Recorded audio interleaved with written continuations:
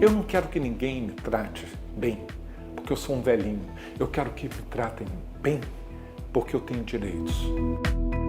Infelizmente, a gente vive num contexto onde direitos e garantias básicos cada vez mais são tratados como privilégios ou como produtos de compra e venda. A Constituição é muito clara, e o Estatuto da Pessoa Idosa também, que é um dever da família essa obrigação de cuidado e não negligência e abandono. A gente recebe uma boa parte dos idosos que vem, sim, de um quadro de violência, violência psicológica, violência financeira, que a gente chama de apropriação indébita, né? Existem vários tipos de violência contra o idoso, né? Existe a violência sexual, a violência física, a violência de abandono, de negligência, de maus tratos.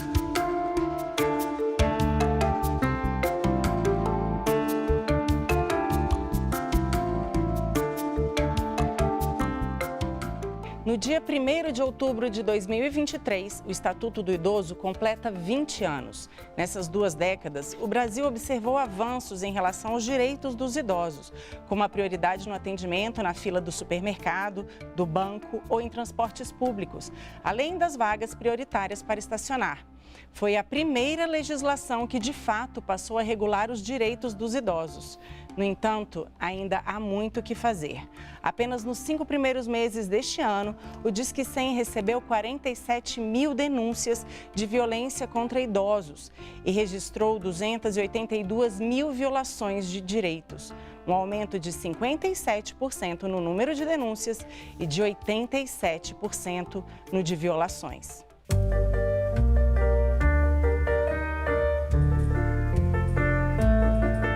Nós hoje temos em torno de 15% da população com mais de 60 anos. Em 2050, serão mais de 30%. Nós vamos sair de uma população de em torno de 33 milhões para daqui a 27 anos nós termos 68 milhões de pessoas idosas. O Brasil está preparado para isso? Não.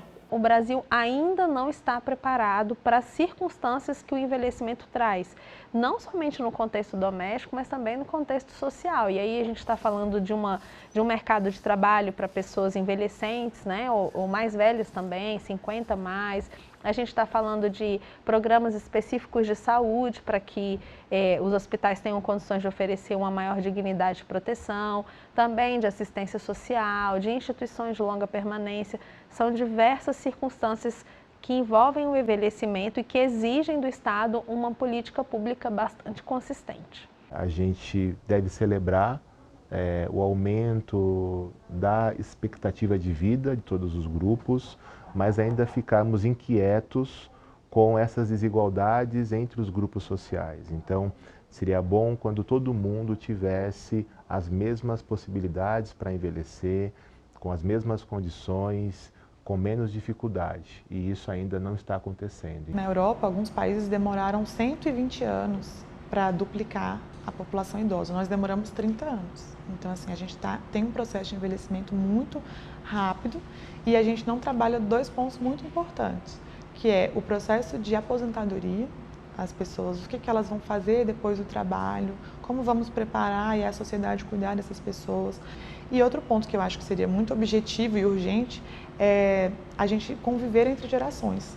Nós temos muito conflitos geracionais, então assim, hoje o Brasil, campeão em cirurgias plásticas, é uma sociedade que acha que não vai envelhecer e aí acha o envelhecimento um processo distante.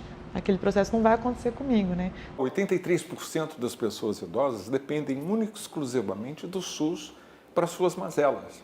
Nós estamos falando de hipertensão, estamos falando de obesidade, de diabetes, nós estamos falando de problemas metabólicos, problemas de dores osteomusculares.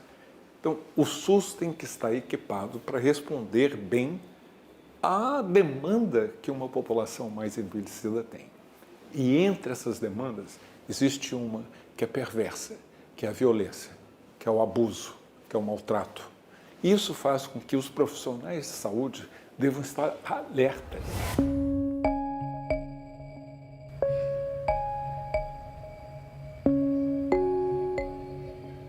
Eu morava no interior, numa fazenda, no Ceará. A Evangelina é uma idosa que está acolhida aqui com a gente já há cerca de 5 anos, né? É uma idosa que ela veio, né, de uma situação de violência, de abandono. Então, ela sofreu abandono por conta da família do irmão dela, que na época ela veio para ajudar a cuidar desse irmão. Posteriormente, esse irmão faleceu. Esses sobrinhos faziam diversas violências com ela, psicológica, né, agressões verbais, negligência, né, deixava ela às vezes sem comer, inclusive. Eu vim parar em Brasília porque meu irmão estava aqui, aí foi lá e quis me trazer. A senhora veio cuidar do seu irmão, foi isso? Foi ajudar a cuidar do meu irmãozinho. Ele faleceu, aí a filha dele era muito grosseira, eu não aguentei, aí eu saí. Ela chegou justamente por conta de uma denúncia, né? Até deixar assim bem claro a importância das pessoas denunciarem, né? Quando identificar possíveis casos de maus tratos. Eu ia lá no gerente, aí falava para ele, minha filha, eu não posso fazer nada porque eu não tenho nenhum documento seu. Eu tenho pena de você, mas eu não posso fazer nada. Ela pega o seu dinheiro e não lhe dá, né? Eu disse, não me dá nada. Só que ela não recebe nenhuma visita de nenhum familiar, né? Até porque esses familiares que praticavam, o único laço que ela poderia ter seria esses que causavam essas violências com ela, e nunca procurou ela ao longo desses quase 5 anos que ela está acolhida aqui com a gente. As nossas estatísticas, ela evidenciam uma vítima padrão. Essa vítima padrão é uma mulher idosa que tem entre 60 e 69 anos e é vítima de violência por parte dos seus filhos. No âmbito da central, os dados revelam que 66% da violência é praticada por filhos. Então, essa mulher que congrega uma condição de vulnerabilidade por conta do gênero, associado à condição de vulnerabilidade decorrente do envelhecimento, a faz a vítima em potencial da violência no contexto doméstico.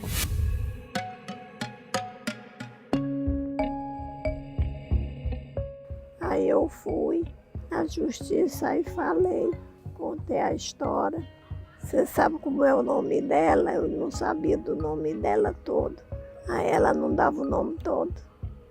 Aí eu disse, não sei o nome dela todo não, só sei que ela se chama o meu nome, Evangelina, mas ela não queria nem que chamasse. Ela tinha uma raiva doida, dizia que se pudesse tirava o nome. O doutor delegado disse, você está tirando o dinheiro dela e não entrega, nem compra nada para ela. E ela quer o dinheiro é dela. Então, se assim eu quero lhe dizer que você é uma estelionatária, não faz isso nem com a pessoa de fora, jamais com a tia. Quando eu consegui o documento, aí eu fui, recebi o documento tudinho. E o dinheiro do outro mês estava lá. Ela não tinha mais tirado.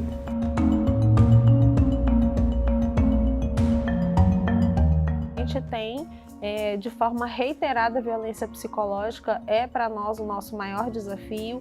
Ela gira em torno de 35% das denúncias que chegam na central, e essa situação não nos causa surpresa, porque restringir a capacidade da pessoa idosa por meio de atos, de gestos, de atitudes que desprezam a sua condição de vida é uma violência que abre porta para outras violências.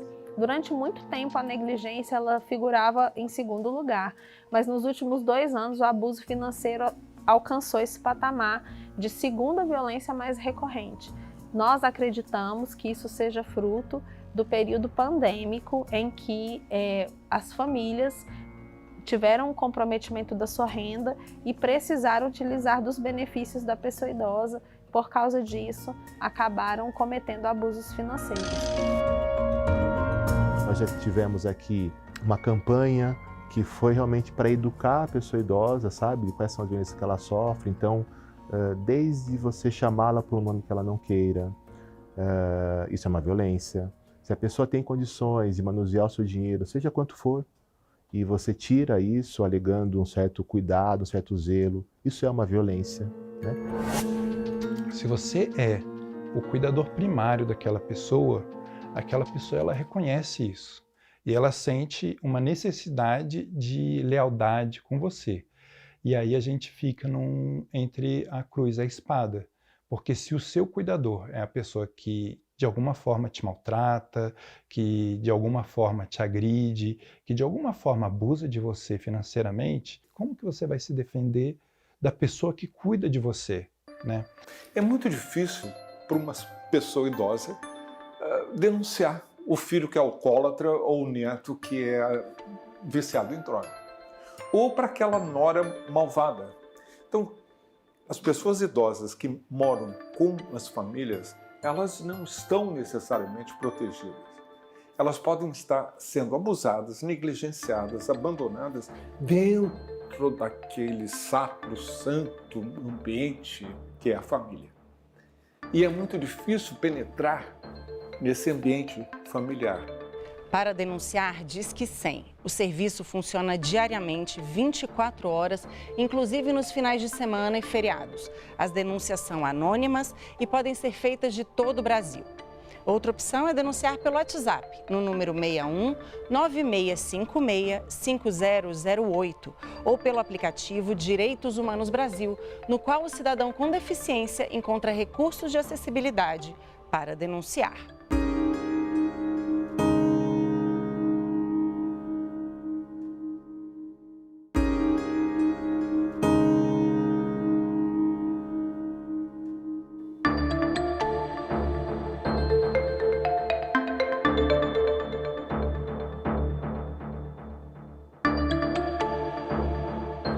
O Disque 100, principalmente na pandemia, foi um canal muito bom para a comunidade denunciar.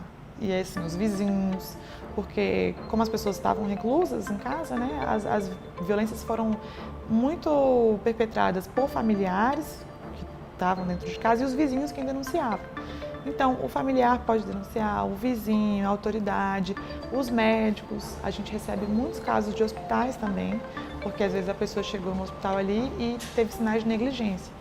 A pessoa já está desnutrida, está com marca de que não tem autocuidado há muito tempo, a higienização está muito precária, a gente tenta falar com o familiar e não consegue. Então, os hospitais são um canal também de denúncia e, na verdade, tem o dever, né? Não é um poder, é um dever. Eles precisam relatar nesses casos de violência. A partir do momento da notícia de uma violação contra um direito do idoso, né? Ele vai ser, por exemplo, levado ao hospital porque alguém fez maus tratos com ele, vai ser atendido, vai ser feita essa ficha de notificação e a partir daí a gente vai receber essa ficha, nós vamos entrar em contato com essa família desse idoso e vamos fazer a busca ativa para que demos início ao acompanhamento dele aqui no nosso serviço. A partir daí, dependendo da situação do idoso, se ele for um idoso ativo ainda, que tem saúde cognitiva preservada, ele vai poder vir e ser atendido aqui no atendimento biopsicossocial. Caso ele seja um idoso já com um déficit cognitivo, que ele já não tenha mais capacidade, nós vamos fazer o encaminhamento desse idoso para ser acompanhado pela equipe de saúde da família, da unidade de saúde mais próxima, né, da sua casa. Nós também temos o compromisso de notificar a Central Judicial do Idoso para que eles possam saber, ter notícias, né? Quando a gente identifica que uma denúncia traz um contexto de violência doméstica, grande parte das vezes nós não conseguimos identificar a ocorrência de um crime, de uma tipificação específica, capaz de proporcionar uma ação penal. Mas a gente identifica que essa família está numa condição de vulnerabilidade, numa condição disfuncional, que vai fazer com que esse crime venha a acontecer. Então, nesse caso, essas famílias são direcionadas a uma mediação, no nosso núcleo de mediação, em que o idoso é sensibilizado sobre a necessidade de compartilhar a sua visão sobre seus cuidados, sobre como ele quer ter a sua dignidade preservada no envelhecimento. Isso envolve muitos fatores, inclusive cuidados médicos, a destinação de recursos financeiros. E ao se posicionar, nós conseguimos, ouvindo as pessoas envolvidas no cuidado, trazer soluções que são construídas pelas partes e que por isso podem ser cumpridas. O que chega para a nossa ouvidoria é um perfil de pessoas idosas que sofrem violência de familiares mais próximos. Por outro lado, quando a gente vai buscar outras fontes de informação, a gente vê, por exemplo, que uma pessoa idosa LGBTQIA+, ela sofre violência fora de casa por pessoas desconhecidas.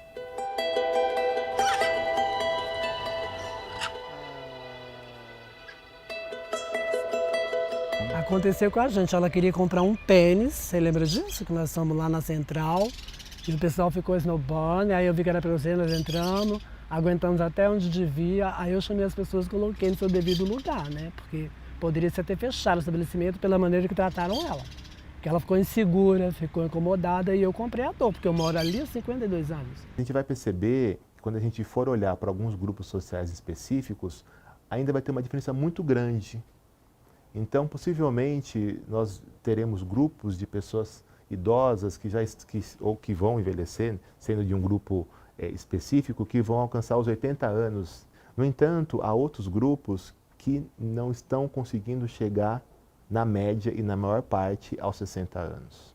Bom, eu me chamo Bebel Mendonça, sou uma mulher trans e vou completar 59 anos. Estou muito satisfeita porque estou acima da média, né, da expectativa. A gente entende, por exemplo, que há alguns grupos de pessoas pretas, de pessoas quilombolas, pessoas indígenas, LGBTQIA+, pessoas em situação de rua, pessoas privadas de liberdade, alguns povos ribeirinhos, que não conseguem envelhecer da mesma forma. Então, para esses grupos, com demandas específicas, o direito a envelhecer e o direito ao bem envelhecer precisa de algumas ações específicas. Então, vai ter grupos de pessoas idosas que querem ainda o direito à terra. Moradia e terra. Moradia. Muita dificuldade mesmo. Eu queria fazer uma ONG LGBT para terceira idade, para acolher minhas amigas. Tá um ano, tem nem um ano, nós perdemos uma lá na Casa Flor. Depois de 4 dias que foram achar o corpo dela. Tem outros que querem, em alguns serviços, como de saúde, serem tratados adequadamente. Que seja feito um exame físico adequadamente. Que ela seja chamada pelo nome que ela gostaria. Outros grupos gostariam de ter uma chance de empregabilidade digna, que tivesse pela primeira vez na vida um trabalho digno. Só acho que nós poderíamos ser mais fortes e reivindicarmos nossos direitos, né? Porque em relação a trabalho, por exemplo, as pessoas não procuram nem saber o seu currículo, né? Te taxam. Com pessoas idosas LGBT tem esse acréscimo dessa violência psicológica LGBT, então a gente se preocupa nessa questão de reconhecimento, que elas entendam que estão no Estado democrático de direito, que reconhece como elas são, que não podem ser violados os direitos, pelo contrário, eles precisam ser reforçados, a autonomia da pessoa, tanto como pessoa idosa, como na sua diversidade, deve ser reconhecida. Mas eu conheço a história delas todas, eu conheci aquele menino, rapazinho. Menina. Depois de muito tempo que ela foi virando menina, né? Acho que eu já nasci menina.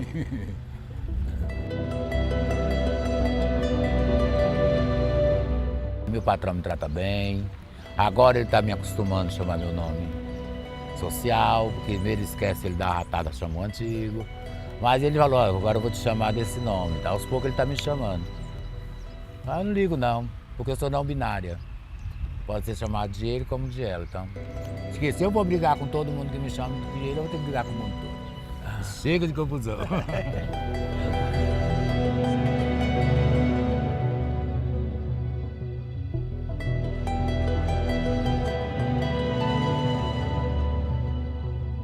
As desigualdades sociais, as condições de gênero, as condições de raça, população LGBT, cada grupo desse envelhece, mas envelhece de forma diferente. Então, o que é importante a gente dizer? Ao envelhecer, é muito importante que a pessoa busque manter as suas relações sociais. Quando ela está inserida em um grupo, seja na comunidade, na igreja, num centro de convivência, ela troca ideias, ela se sente mais protegida socialmente e isso faz com que a possibilidade dela ser vítima de violência diminua consideravelmente. Eu tinha perdido meu marido, eu estava assim, sem rumo. Eu não sabia o que fazer da vida, assim, tudo que eu ia fazer eu não achava bom, eu não queria fazer. Aí eu custei a ir, sabe? Custei a tomar a iniciativa de ir. Aí eu comecei a ir, agora eu levo, eu falei, amanhã eu não vou não, aí quando é na hora de ir eu já estou em pé.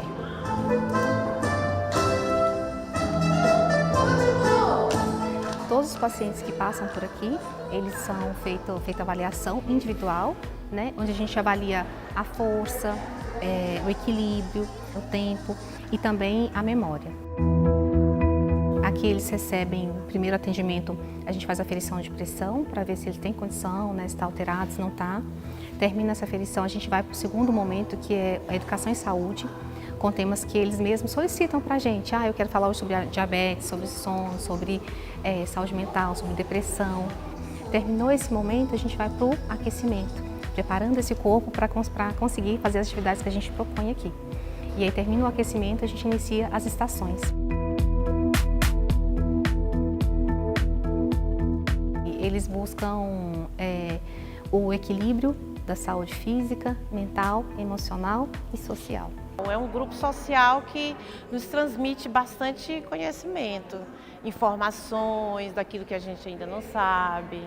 É uma verdadeira, como é que se fala, uma prevenção, né, na saúde física, mental, social, né? Para mim foi bom porque me tirou assim eu estava a ponto de dar uma depressão, né, de não sair, porque antigamente só saía se fosse com o marido e tudo, e eu fiquei sozinha e para mim foi assim, uma libertação, assim.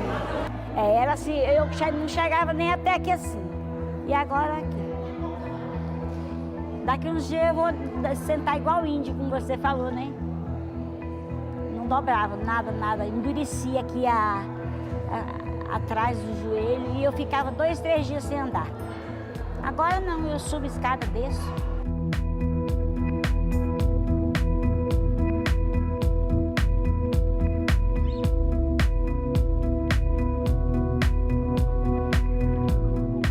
Para você bem envelhecer, você precisa de 4 pilares. Você precisa ter boa saúde, caprichar num estilo de vida saudável.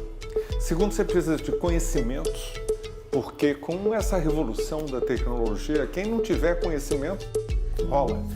Terceiro, você precisa de um relacionamento social, você precisa de capital social. Quem é que vai te dar a mão na hora que você mais precisa? Quem é que vai te dar apoio? E o terceiro é relacionado ao aspecto financeiro.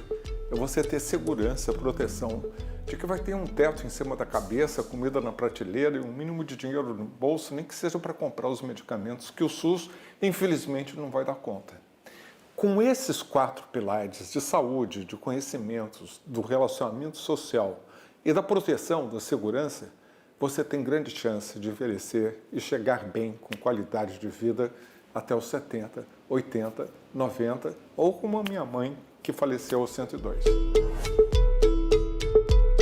As pessoas idosas que estão em algum tipo de grupo, que sentem pertencimento ali, eles têm um empoderamento e principalmente um senso de merecimento. Quando eles socializam, eles veem tanto que ainda tem vida ali, que eles querem participar, que tem muito poder dentro deles e que eles não merecem, não devem ser tratados de determinada forma. Então eles entendem que o dinheiro deles é para eles, que a diversão ainda é um direito, que a saúde ainda é um direito. Conhecem os órgãos de proteção, né? Que geralmente essas comunidades, além da diversão, sempre tem algo informativo. Então eles conhecem os órgãos de proteção e sempre são mais livres e menos suscetíveis à violência. O fato é que o Estatuto da Pessoa Idosa, ele também prevê que o sustento da pessoa idosa deve ser provido pelos seus filhos. E ele traz, inclusive, uma peculiaridade. A obrigação do sustento da pessoa idosa, ela é solidária. Ou seja, se o idoso tiver 3, 4, 5 filhos, ele pode escolher um e exigir dessa pessoa, desse único filho, em detrimento dos outros 4, toda a obrigação a que ele precisa para se manter, né, com dignidade.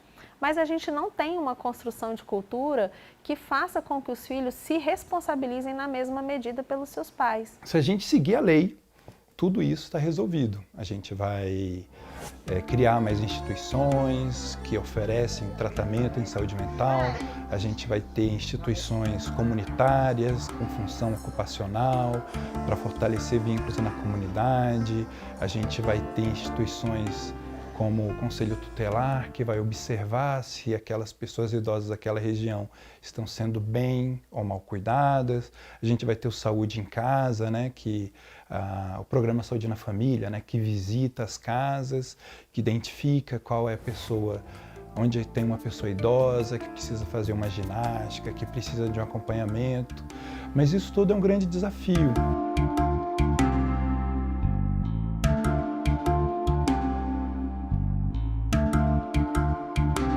O enfrentamento ao idadismo é o ponto mais importante e isso passa por um compromisso da sociedade, tanto na questão cultural, na questão política, das políticas públicas mais direcionadas para a pessoa idosa, na questão do comportamento das instituições, na questão dos grupos. Os grupos geracionais precisam também aceitar com naturalidade essa pessoa mais velha. Porque ela está vivendo, veja, então a certeza nossa é viver. Todo mundo deveria querer envelhecer, porque envelhecer é sinal de que tudo está dando certo e está tudo bem.